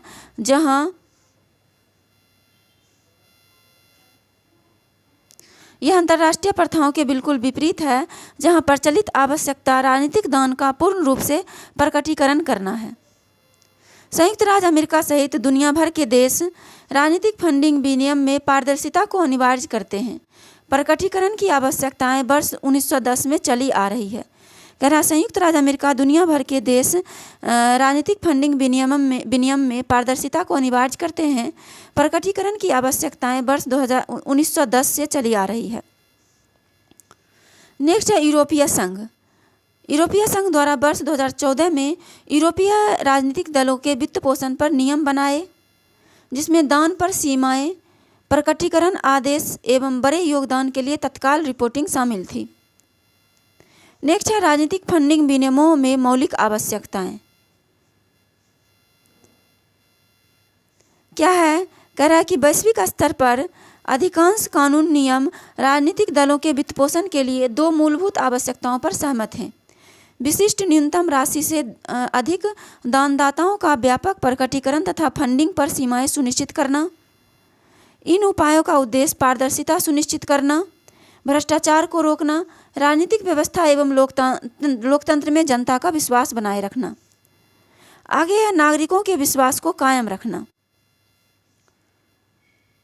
नेक्स्ट है राजनीतिक फंडिंग का सार्वजनिक प्रकटीकरण अनिवार्य है। राजनीतिक फंडिंग का सार्वजनिक प्रकटीकरण अनिवार्य है क्योंकि राजनीतिक दल प्रतिनिधि लोकतंत्र की नींव के रूप में कार्य करते हैं। आगे है पारदर्शी वित्तीय खाते पार्टियों और राजनेताओं दोनों नागरिकों के विश्वास को बनाए रखने, कानून के शासन की रक्षा करने तथा चुनावी एवं राजनीतिक प्रक्रियाओं के भीतर भ्रष्टाचार का मुकाबला करने में महत्वपूर्ण भूमिका निभाते हैं। नेक्स्ट है यह पारदर्शिता एवं जवाबदेही सुनिश्चित करता है, उन लोकतांत्रिक सिद्धांतों को मजबूत करता है जो पारदर्शिता और निष्पक्षता पर निर्भर है। नेक्स्ट है अनुचित प्रभाव की रोकथाम। यहाँ देखिए अनुचित प्रभाव की रोकथाम। प्रकटीकरण के बिना धन कुछ लोगों के लिए राजनीतिक प्रक्रिया को अनुचित रूप से प्रभावित करने का एक उपकरण बन सकता है। पारदर्शिता कॉर्पोरेट हितों को राजनीति और बड़े पैमाने पर वोट खरीदने से रोकने में सहायता प्रदान करती है। समान अवसर बनाए रखना। आगे देखिए क्या है, एक पार्टी के पास अतिरिक्त वित्त तक पहुंच होती है, उस स्थिति में न्यायसंगतता समाप्त हो जाती है। प्रकटीकरण यह सुनिश्चित करता है कि सभी पक्षों को समान अवसर प्राप्त हो। नेक्स्ट है चुनावी बॉन्ड योजना के अंतर्गत प्रकटीकरण से छूट। और चुनावी बॉन्ड योजना के तहत प्रकटीकरण से छूट दिया गया है। वित्त अधिनियम 2017 में संशोधन के माध्यम से केंद्र सरकार ने राजनीतिक दलों को चुनावी बॉन्ड के माध्यम से प्राप्त धन का प्रकटीकरण करने से छूट दे दी है। इसका अर्थ यह है कि मतदाताओं को यह नहीं पता होगा कि किस व्यक्ति, कंपनी अथवा संगठन ने किस पार्टी को और कितना मात्रा में फंड दिया है। हालांकि एक प्रतिनिधि लोकतंत्र में नागरिक अपना वोट उन लोगों के लिए डालते हैं जो संसद में उनका प्रतिनिधित्व करेंगे। आगे है सर्वोच्च न्यायालय की टिप्पणियां। हाल में सर्वोच्च न्यायालय ने भारत निर्वाचन आयोग इलेक्शन कमीशन ऑफ इंडिया को चुनावी बॉन्ड के माध्यम से राजनीतिक दलों को प्राप्त धन का अद्यतन डेटा प्रदान करने का निर्देश दिया है। भारतीय सर्वोच्च न्यायालय ने लंबे समय से माना है कि जानने का अधिकार, विशेष रूप से चुनावों के संबंध में भारतीय संविधान के तहत अभिव्यक्ति की स्वतंत्रता के अधिकार अनुच्छेद 19 का एक अभिन्न अंग है। भारतीय सर्वोच्च न्यायालय ने लंबे समय से माना है कि जानने का अधिकार, विशेष रूप से चुनावों के संदर्भ में भारतीय संविधान के तहत अभिव्यक्ति की स्वतंत्रता के अधिकार अनुच्छेद 19 का एक अभिन्न अंग है। आगे देखेंगे राजनीतिक फंडिंग में क्या सुधार आवश्यक है। हाँ, राजनीतिक फंडिंग में सुधार जो है आवश्यक है, क्योंकि देखिए चुनावी न्याय इससे होगी। चुनावी न्याय लोकतंत्र के मूल सिद्धांतों को बनाए रखने में प्रमुख भूमिका निभाता है। यह सुनिश्चित करता है कि सभी पहलू विधि के अनुरूप हो एवं निर्वाचन अधिकारों की रक्षा करें। यह प्रणाली स्वतंत्र, निष्पक्ष और प्रामाणिक चुनावों को सुविधाजनक बनाने में सहायक है। जो एक सशक्त लोकतंत्र के लिए आवश्यक है। आगे है चुनावी बॉन्ड के मुद्दों को संबोधित करना। यहाँ देखिए, चुनावी बॉन्ड के मुद्दों को संबोधित करना। चुनावी बॉन्ड अज्ञात दाता विवरण की अनुमति देते हुए लोकतांत्रिक पारदर्शिता तथा स्वतंत्र और निष्पक्ष चुनावों की अखंडता के लिए खतरा उत्पन्न करते हैं। चुनावी बॉन्ड अज्ञात दाता विवरण की अनुमति देते हुए लोकतांत्रिक पारदर्शिता तथा स्वतंत्र और निष्पक्ष चुनावों की अखंडता के लिए खतरा उत्पन्न करते हैं। आगे है उन संवैधानिक रूप से सुदृढ़ बना, यहाँ पे देखिए, उन संवैधानिक रूप से सुदृढ़ बनाने के अतिरिक्त इन मुद्दे का समाधान करने के लिए एक व्यापक दृष्टिकोण की आवश्यकता है जो वैधता से परे हो एवं निर्वाचन प्रक्रिया में पारदर्शिता के लोकतांत्रिक सार को संरक्षित करने पर केंद्रित हो। नेक्स्ट है रिपोर्टिंग तथा स्वतंत्र लेखा परीक्षा के लिए तंत्र। इसमें एक निर्दिष्ट नाममात्र सीमा से ऊपर के दानदाताओं की पहचान तथा निर्वाचन आयोग के महत्वपूर्ण दान की तत्काल रिपोर्ट करना शामिल है। इसमें राजनीतिक दल के खातों को प्रचारित करना, दल के खातों की स्वतंत्र ऑडिटिंग तथा फंडिंग और व्यय पर सीमा स्थापित करना भी शामिल है। नेक्स्ट है चुनावों का राज्य वित्त पोषण। चुनावों का राज्य वित्त पोषण अब देख लेते हैं। चुनावों के लिए राज्य द्वारा वित्त पोषण एक ऐसी प्रणाली को संदर्भित करता है जिसमें सरकार राजनीतिक दलों तथा उम्मीदवारों को निर्वाचन प्रक्रिया में उनकी भागीदारी को सुविधाजनक बनाने के लिए वित्तीय सहायता प्रदान करती है। यह फंडिंग आमतौर पर सार्वजनिक संसाधनों से प्राप्त होती है एवं इनके उद्देश्य निजी दान पर निर्भर को कम करना, राजनीतिक अभियानों में निहित स्वार्थों के संभावित प्रभाव को कम करना है। आगे है विधिक दृष्टिकोण चुनावी बॉन्ड मामला। इस पे जाके देख सकते हैं। देखिए, यूपीएससी सिविल सेवा परीक्षा 2017 में जो क्वेश्चन पूछे गए हैं वो देख लेते हैं। निम्नलिखित कथनों पर विचार कीजिए। भारत का निर्वाचन आयोग 5 सदस्यीय निकाय है, गलत है। संघ का गृह मंत्रालय आम चुनाव और उपचुनाव दोनों के लिए चुनाव कार्यक्रम तय करता है। नेक्स्ट है कि निर्वाचन आयोग मान्यता प्राप्त राजनीतिक दलों के विभाजन या विलय से संबंधित विवाद निपटाता है। तो ये बिल्कुल सही है। संघ का गृह मंत्रालय ये भी गलत है और एक भी गलत है। तो इसका देखिए मेंस, इससे रिलेटेड मेंस से भी क्वेश्चन आया था 2018 में, वो हम देख लेते हैं। इलेक्ट्रॉनिक वोटिंग मशीन ईवीएम के इस्तेमाल संबंधी हाल में विवाद के आलोक में भारत में चुनावों की विश्वसनीयता सुनिश्चित करने के लिए भारत के निर्वाचन आयोग के समक्ष क्या क्या चुनौतियां हैं, 2018 में ये क्वेश्चन आया था। नेक्स्ट देखेंगे करंट अफेयर जो है वो कोयला संयंत्र। नेक्स्ट करंट अफेयर है भारतीय अर्थव्यवस्था। यहाँ पे देखिए भारतीय अर्थव्यवस्था, और ये जो है भारतीय अर्थव्यवस्था से रिलेटेड नेक्स्ट करंट अफेयर है कोयला संयंत्रों को बंद करने से जोखिम। तो कोयला संयंत्रों से बंद करने से जोखिम जो है ये किससे रिलेटेड है, भारतीय अर्थव्यवस्था से रिलेटेड है। भारतीय अर्थव्यवस्था जो है यूपीएससी के समान अध्ययन पेपर 3 का चैप्टर है ये, और ये जो है भारतीय अर्थव्यवस्था से ये कैसे रिलेटेड है, तो देखिए ये सौर ऊर्जा से रिलेटेड है, नवीकरणीय ऊर्जा से, आधारिक संरचना से, सरकारी नीतियों और हस्तक्षेप, सरकारी नीतियों और हस्तक्षेप, इन सब टॉपिक से रिलेटेड है कोयला संयंत्रों को बंद करने से जुड़े जोखिम। तो आगे हम देखेंगे कि प्रीलिम्स के लिए कैसे इंपॉर्टेंट है। तो देखिए कोयला संयंत्रों के बंद होने से जुड़े जोखिम, स्वच्छ ऊर्जा की ओर संक्रमण, फंसी संपत्तियाँ, स्टारडेड एसेट्स के जोखिम, सार्वजनिक क्षेत्र के बैंक और गैर बैंकिंग वित्तीय संस्थान एनबीएफसी। मेंस के लिए कैसे इंपॉर्टेंट है, तो पूछा जा सकता है कोयला संयंत्रों के बंद होने से जुड़े जोखिम। आगे देखेंगे ये कहाँ से लिया गया है, तो इसका स्रोत है द हिंदू न्यूज़पेपर से ये लिया गया है।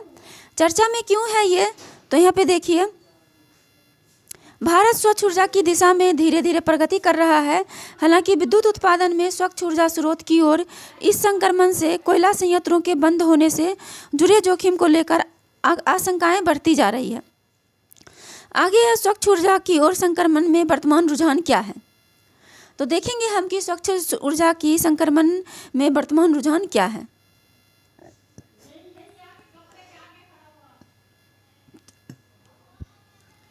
पिछले 5 वर्षों में नई कोयला आधारित, यहाँ देखिए, पिछले 5 वर्षों में नई कोयला आधारित विद्युत परियोजनाओं के वित्तपोषण में गिरावट आई है, जबकि नवीकरणीय ऊर्जा स्रोतों पर आधारित परियोजनाओं के वित्तपोषण में लगातार वृद्धि देखी गई है। ऊर्जा मिश्रण में कोयले की हिस्सेदारी अभी भी काफ़ी अधिक है। भारत में नवीकरणीय ऊर्जा उत्पादन क्षमता में उल्लेखनीय वृद्धि दर्ज की गई है। वर्ष 2022-23 में कुल ऊर्जा क्षमता में नवीकरणीय ऊर्जा की हिस्सेदारी 41% रही, जो 2011-12 में 32% की वृद्धि दर्शाती है। इसके अतिरिक्त वर्ष 2017 के बाद से कोयला चालित विद्युत उत्पादन की तुलना में नवीकरणीय ऊर्जा क्षमता में वार्षिक वृद्धि हुई है।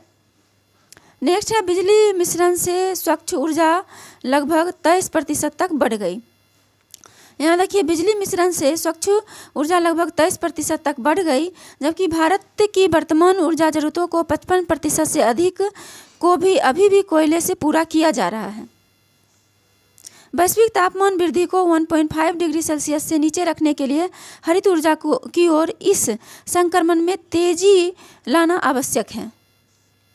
स्वच्छ ऊर्जा की ओर परिवर्तन के आर्थिक निहितार्थ क्या है? फंसी हुई संपत्तियों का जोखिम। तो देखिए, बाजार की स्थितियों में अप्रत्याशित बदलाव, विनियामक परिवर्तन, उपभोक्ताओं की बदली प्राथमिकताएं और तकनीकी प्रगति के कारण फंसी परिसंपत्तियों को मूल्य खोने और देनदारियां बनाने का खतरा है।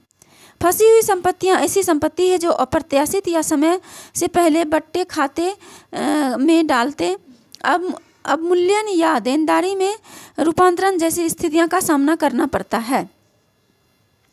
नेक्स्ट है, इससे उन बैंकों और वित्तीय संस्थानों के लिए यहाँ पे देखिए, इससे उन बैंकों और वित्तीय संस्थानों के लिए संभावित जोखिम उत्पन्न हो गया है जिसका जीवाश्म ईंधन क्षेत्र से प्रत्यक्ष या अप्रत्यक्ष संबंध है। नेक्स्ट है, वित्तीय संभावनाएं। क्या है वित्तीय संभावनाएं? भारत में कोयला संयंत्रों को बंद करने से संबंध वित्तीय जोखिम अपेक्षाकृत अधिक है, क्योंकि इन संयंत्रों की औसत कार्यकाल 13 वर्ष है। सार्वजनिक क्षेत्र के बैंक, गैर बैंकिंग वित्तीय संस्थान NBFC कोयला परियोजनाओं के संबंध ऋण का 90% तक वहन करते हैं। इसके अलावा निजी बैंक ने कोयला आधारित थर्मल पावर प्लांट का विश्लेषण। आगे है क्षेत्रीय कमजोरियां। क्या क्या क्षेत्रीय कमजोरियां हैं? तो छत्तीसगढ़, ओडिशा, झारखंड जैसे क्षेत्रों में राज्य की कोयला बिजली क्षमताओं में तनावग्रस्त संपत्तियों की हिस्सेदारी अधिक है। कितना? छत्तीसगढ़ का 58% है, ओडिशा का 55% है और झारखंड का 27% है। इससे परिसंपत्ति अवमूल्यन के कारण उनके वित्तीय हानि का सामना करने का जोखिम बढ़ गया है, क्योंकि भारत सतत ऊर्जा प्रथाओं की ओर बढ़ रहा है। आगे की राह हम देखते हैं। क्या है आगे की राह? कठोर नियम और विनियम निवेशकों को कोयले से नवीकरणीय ऊर्जा स्रोतों में एक सहज एवं पूर्वानुमानित संक्रमण प्रदान करते हैं। सरकारों के लिए आवश्यक है कि वे इसमें शामिल सभी पक्षों के लिए जोखिम को कम करते हुए इन स्रोतों की ओर कदम बढ़ाएं। जीवाश्म ईंधन पर निर्भर परिसंपत्तियों से धन को उत्तरोत्तर नवीकरणीय ऊर्जा परियोजनाओं में हस्तांतरित करके वित्तीय संस्थान अपने निवेश पोर्टफोलियो में विविधता ला सकते हैं। नेक्स्ट है कि वैश्विक लक्ष्यों के अनुरूप यह कार्रवाई फंसी हुई परिसंपत्तियों से जुड़े खतरों को भी कम कर सकता है।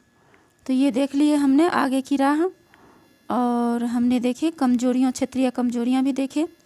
नेक्स्ट करेंट अफेयर है भारतीय अर्थव्यवस्था से रिलेटेड। क्या है? सेबी बोर्ड ने नियामक ढांचे की स्वीकृति प्रदान की। ये समान अध्ययन पेपर 3 से रिलेटेड है। और किस टॉपिक से रिलेटेड है? तो वैधानिक निकाय, अर्ध न्यायिक निकाय, पूंजी बाजार, राजकोषीय नीति, उदारीकरण। देखिए, ये सेबी जो संस्था है ना, ये अर्ध न्यायिक निकाय है, तो ये चीज़ पीटी में पूछता है। और अब हम देखेंगे भारतीय अर्थव्यवस्था से रिलेटेड सेबी ने विनियामक ढांचे को स्वीकृति प्रदान की। तो प्रीलिम्स के लिए ये कैसे इम्पोर्टेंट है वो देख लेते हैं पहले।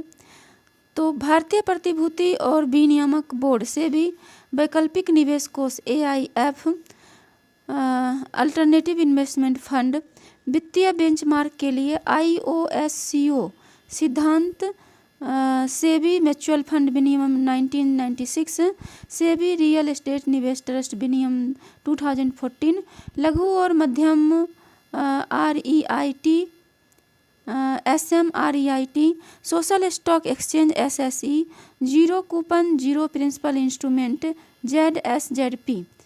तो ये सब जो टॉपिक है ये प्रीलिम्स से रिलेटेड है। मेंस के लिए देखते हैं कैसे रिलेटेड है। अंतर्राष्ट्रीय मानकों और सिद्धांतों के अनुसार सेबी द्वारा पूंजी बाजार के लिए मजबूत नियामक ढांचा और इसकी आवश्यकता और महत्व, तो हमने देख लिया मेंस के लिए भी कैसे इम्पोर्टेंट है। नेक्स्ट देखिए, ये है चर्चा में क्यों रहा है। ये सेबी बोर्ड ने नियामक ढांचे की स्वीकृति प्रदान की।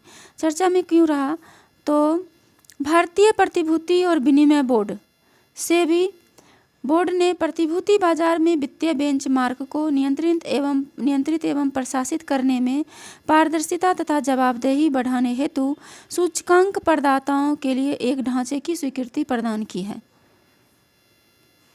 आगे है सेबी द्वारा बनाए गए नियम। सेबी द्वारा कौन से नियम बनाए गए हैं। सूचकांक प्रदाताओं के पंजीकरण हेतु ढांचा। क्या है सूचकांक प्रदाताओं के पंजीकरण हेतु ढांचा, तो सूचकांक प्रदाताओं के पंजीकरण हेतु ढांचा।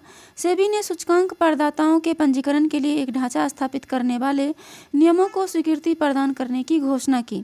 यह ढांचा विशेष रूप से महत्वपूर्ण सूचकांकों पर लागू होगा जिन्हें सेबी वस्तुनिष्ठ मानदंडों के आधार पर पहचानेगा। आगे है नियामक ढांचा। अंतर्राष्ट्रीय प्रतिभूति आयोग संगठन IOSCO वित्तीय बेंचमार्क के सिद्धांतों के अनुरूप है। नेक्स्ट है AIF निवेश हेतु डीमेटेरियलाइजेशन और भौतिकीकरण की आवश्यकता। तो सेबी ने वैकल्पिक निवेश कोष AIF के लिए सितंबर 2024 के बाद किए गए निवेश को डीमेटेरियलाइज्ड रूप में रखने की शुरुआत की। हालांकि मौजूदा निवेश इस नियम के अधीन नहीं है जब तक कि संबंधित कानून आवश्यक न हो, जब तक AIF निवेशित कंपनी स्वयं या अन्य सेबी पंजीकृत व्यवसायों के साथ संयोजन में नियंत्रित न हो। नेक्स्ट है संरक्षकों की नियुक्ति का आदेश। यहाँ देखिए संरक्षकों के नियुक्ति का आदेश जो पहले विशिष्ट AIF श्रेणियों पर लागू होता था अब सभी AIF पर लागू होगा। आगे है सेबी रियल एस्टेट निवेश ट्रस्ट विनियमों में संशोधन। सेबी के विनियमों में संशोधन हुआ है, तो ये देखिए क्या क्या हुआ है। सेबी बोर्ड ने real estate investment trust REIT के विनियमों में संशोधन को स्वीकृति प्रदान की ताकि कम से कम 50 करोड़ की संपत्ति मूल्य वाले लघु और मध्यम REIT SMREIT के लिए एक नियामक ढांचा तैयार किया जा सके। नेक्स्ट है विशेष प्रयोजन वाहनों स्पेशल पर्पस व्हीकल के माध्यम से लघु और मध्यम REIT small and medium REIT अपने रियल एस्टेट परिसंपत्ति स्वामित्व के लिए अलग योजनाएं स्थापित करने में सक्षम होगी। आगे है सोशल स्टॉक एक्सचेंज SSE ढांचे में लचीलापन। क्या है, तो देखिए सेबी ने गैर लाभकारी संगठनों NOP नॉन प्रॉफिट ऑर्गेनाइजेशन द्वारा धन की उगाही बूस्ट फंडरेजिंग को बढ़ावा देने के लिए सोशल स्टॉक एक्सचेंज SSE के ढांचे में लचीलापन प्रदान किया।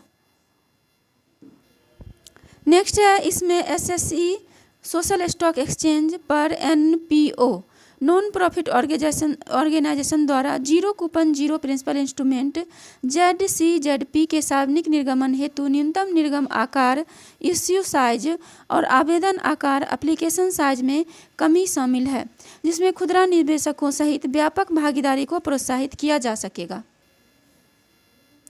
आगे है नॉन प्रॉफिट ऑर्गेनाइजेशन के लिए नामावली में बदलाव।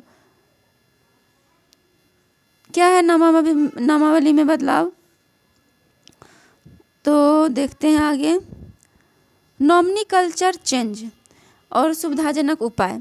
सेबी ने सामाजिक क्षेत्र के प्रति सकारात्मक दृष्टिकोण व्यक्त करने के लिए नामकरण को सामाजिक लेखा परीक्षक से सामाजिक प्रभाव मूल्यांकनकर्ता में परिवर्तन को स्वीकृति प्रदान की है। नेक्स्ट है, इस उपाय का उद्देश्य सोशल स्टॉक एक्सचेंज में शामिल एनपीओ नॉन प्रॉफिट ऑर्गेनाइजेशन को राहत प्रदान करना, सामाजिक प्रभाव पहल के लिए सेबी के समर्थन को सुदृढ़ करना है। आगे है प्रमुख शब्दावली क्या है। प्रमुख शब्दावली देख लेते हैं जो पीटी में अक्सर पूछ देता है। सूचकांक प्रदाता क्या होता है? यह वित्तीय सूचकांकों के मूल्यों उन्हें बनाए रखने, गणना करने के लिए जिम्मेदार संस्था है। वित्तीय सूचकांक वित्तीय बाजारों के एक विशिष्ट खंड के प्रदर्शन का एक सांख्यिकीय माप है। आगे है वैकल्पिक निवेश कोष AIF। वैकल्पिक निवेश कोष AIF से तात्पर्य भारत में स्थापित किसी भी निवेश से है जो एक निजी तौर पर एकत्रित निवेश माध्यम है, जो अपने निवेशकों के लाभ के लिए एक परिभाषित निवेश नीति के अनुसार निवेश करने के लिए परिष्कृत निवेशकों, चाहे वह भारतीय हो या विदेशी, से धन एकत्र करता है। नेक्स्ट है श्रेणियाँ।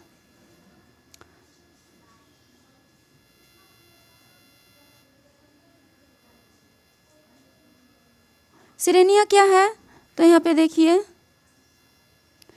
श्रेणी 1 AIF अल्टरनेटिव इन्वेस्टमेंट फंड। सामान्यतः ये स्टार्टअप या शुरुआती चरण के उद्यमों में निवेश करते हैं जिन्हें सरकार या नियामक सामाजिक या आर्थिक रूप से वांछनीय मानते हैं, जैसे उद्यम पूंजी निधि, अवसंरचना निधि। श्रेणी 2 AIF ये वे अल्टरनेटिव फंड हैं जो श्रेणी 1 और 3 में नहीं आते हैं, जो सेबी वैकल्पिक निवेश निधि विनियम 2012 के नियमों के अनुसार दिन प्रतिदिन के परिचालन आवश्यकताओं को पूरा करने के अतिरिक्त अन्य लाभ या ऋण नहीं लेते हैं। आगे है जैसे रियल एस्टेट फंड, निजी इक्विटी फंड आदि।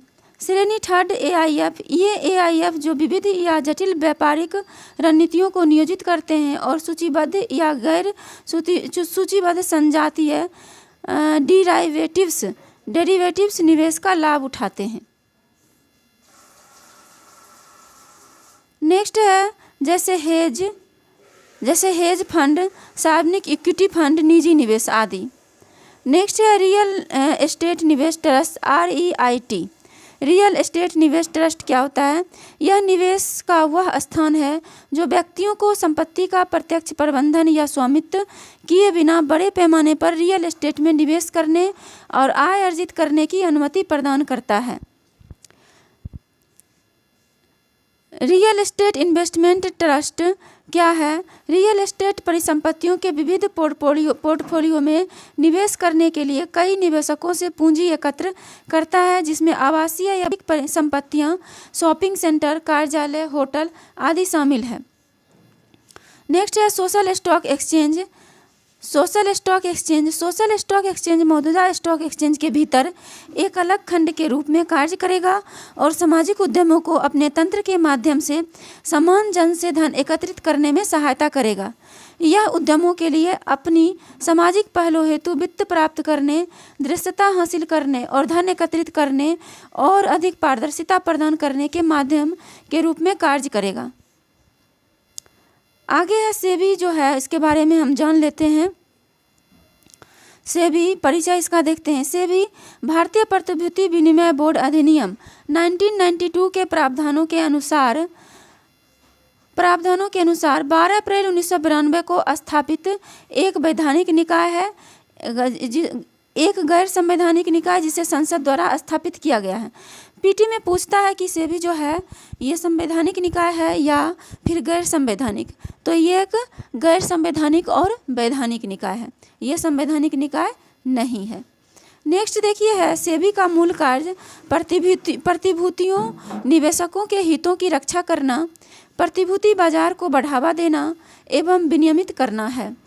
सेबी का मुख्यालय मुंबई में स्थित है तथा क्षेत्रीय कार्यालय अहमदाबाद, कोलकाता, चेन्नई, दिल्ली में स्थित है। नेक्स्ट देखिए इसका पृष्ठभूमि क्या है सेबी का। सेबी के अस्तित्व में आने से पहले पूंजीगत मुद्दों का नियंत्रक कंट्रोलर ऑफ कैपिटल इश्यूज नियामक प्राधिकरण था। इसे पूंजी मुद्दे नियंत्रण अधिनियम 1947 के तहत अधिकार प्राप्त थे। अप्रैल 1988 में भारत सरकार के एक प्रस्ताव के तहत सेबी का गठन भारत में पूंजी बाजार नियामक के रूप में किया गया था। नेक्स्ट है, प्रारंभ में सेबी एक गैर वैधानिक निकाय थी जिसे किसी भी तरह के वैधानिक शक्ति प्राप्त नहीं थी, लेकिन सेबी अधिनियम 1992 के माध्यम से एक स्वायत्त निकाय बना और इसे वैधानिक शक्तियां प्रदान की गई। नेक्स्ट इसका संरचना देखते हैं सेबी का।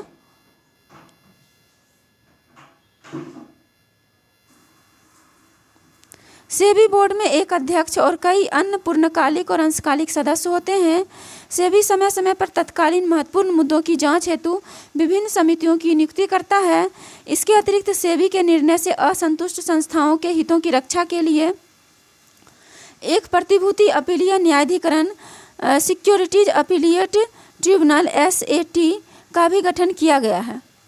SAT में एक पीठासीन अधिकारी और 2 अन्य सदस्य शामिल होते हैं। नेक्स्ट है, सेबी के पास वही शक्तियां हैं जो एक दीवानी न्यायालय में निहित होती है। इसके अलावा यदि कोई व्यक्ति प्रतिभूति अपीलीय न्यायाधिकरण SAT के निर्णय का आदेश से सहमत नहीं है तो वह सर्वोच्च न्यायालय में अपील कर सकता है। अब देखिए यहाँ पे सेबी के बारे में पूरा दिया हुआ है। सबसे पहला तो ये क्वासी जुडिशियल यानी कि अर्ध न्यायिक संस्था है।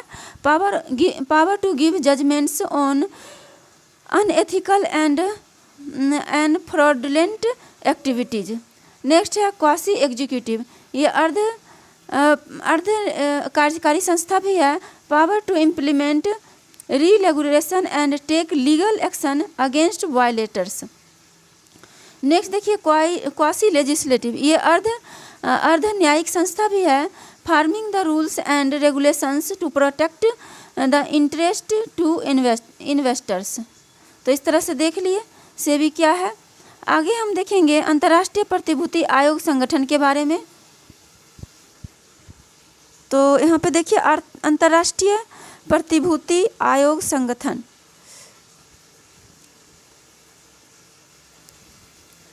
परिचय इसका है, इसकी स्थापना हुई है अप्रैल 1983 में। मुख्यालय है इसका मैड्रिड स्पेन में। IOSCO का Asia Pacific hub IOSCO Asia Pacific hub Kuala Lumpur Malaysia में स्थित है और यह एक अंतर्राष्ट्रीय संगठन है। IOSCO एक अंतर्राष्ट्रीय संगठन है जो विश्व के प्रतिभूति नियामकों का एक साथ लाता है। IOSCO एक अंतर्राष्ट्रीय संगठन है जो विश्व के प्रतिभूति नियामकों को एक साथ लाता है। IOSCO विश्व के 95% से अधिक प्रतिभूति बाजारों को कवर करता है तथा प्रतिभूति क्षेत्र के लिए वैश्विक मानक निर्धारक का कार्य करता है। यह प्रतिभूति बाजारों की मजबूती हेतु मानक स्थापित करने के लिए G20 समूह और वित्तीय स्थिरता बोर्ड FSB के साथ मिलकर कार्य करता है। वित्तीय स्थिरता बोर्ड FSB एक अंतर्राष्ट्रीय निकाय है जो वैश्विक वित्तीय प्रणाली के संदर्भ में अपनी सिफारिशें प्रस्तुत करता है। आगे है IOSCO के प्रतिभूति विनियमन के सिद्धांतों और लक्ष्यों को FSB द्वारा तर्कसंगत वित्तीय प्रणालियों के लिए प्रमुख मानकों के रूप में समर्थन प्रदान किया गया है। IOSCO प्रवर्तन भूमिका का विस्तार अंतर्राष्ट्रीय वित्तीय रिपोर्टिंग मानक IFRS की स्थापना के मामलों तक है, जहां IOSCO सदस्य एजेंसियों द्वारा की गई प्रवर्तन इकाइयों का एक गोपनीय डेटाबेस रखा जाता है। नेक्स्ट है IFRS का एक लेखा मानक है जिसे अंतर्राष्ट्रीय लेखा मानक बोर्ड IASB द्वारा वित्तीय जानकारी के प्रस्तुतिकरण में पारदर्शिता बढ़ाने के लिए समान लेखांकन भाषा प्रदान करने के उद्देश्य से जारी किया गया है। नेक्स्ट देखते हैं इसका उद्देश्य क्या है। तो निवेशकों की सुरक्षा, निष्पक्ष, कुशल और पारदर्शी बाजारों को बनाए रखने तथा प्रणालीगत जोखिमों को दूर करने के लिए अंतर्राष्ट्रीय स्तर पर मान्यता प्राप्त एवं विनियमन, निरीक्षण और प्रवर्तन के मानकों का पालन सुनिश्चित करने, लागू करने और बढ़ावा देने में सहयोग करना।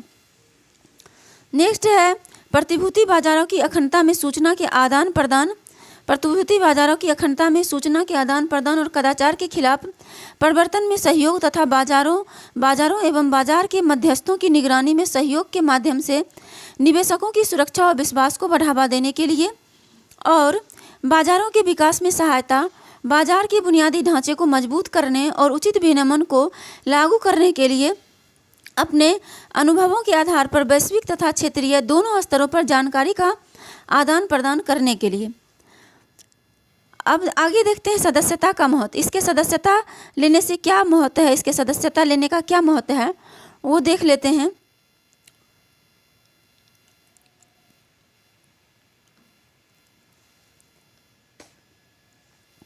तो यहाँ पे देखिए इसके सदस्यता का महत्व जो है, IOSCO सदस्यों साझा हितों के क्षेत्रों, वैश्विक और क्षेत्रीय स्तर पर सूचनाओं के आदान प्रदान के लिए मंच प्रदान करता है।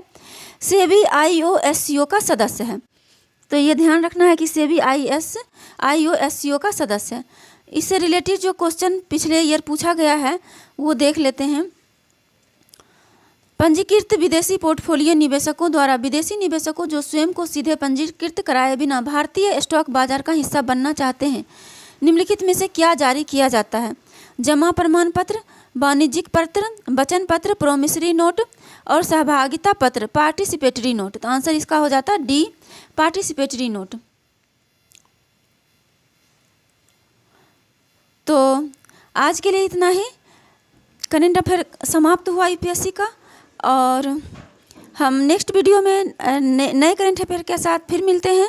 अगर वीडियो अच्छी लगे तो चैनल को लाइक, सब्सक्राइब एंड शेयर कर दीजिएगा। Okay, bye.